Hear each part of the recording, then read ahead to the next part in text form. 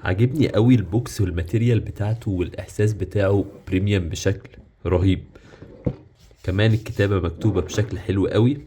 وهنا برضو نفس الكلام، المواصفات والمميزات بتاعته كويسة قوي، مش كتير.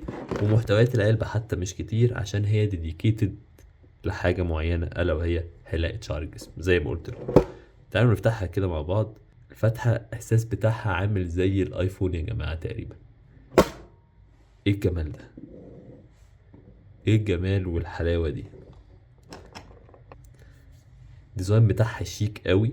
ماتيريال وتقيلة في الجسم، ماتيريال حلوة، تقفيلها حلو.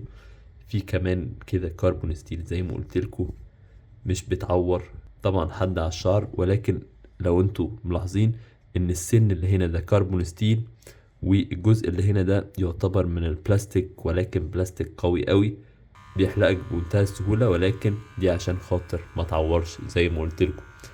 والليد ده حلو قوي يا جماعة والله. بصوا الديزاين رهيبة. طبعا كواليتي كنترول باست. بصوا هنا كمان بتشحن تايب سي، مش مايكرو اس بي زي بقية ماكينات الحلاقة. تعالوا نشوف بقية محتويات العلبة.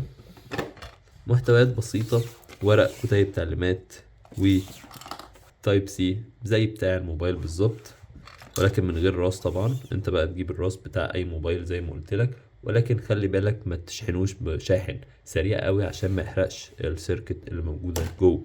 وده هولدر شكله حلو قوي وشيك، جميل الصراحه.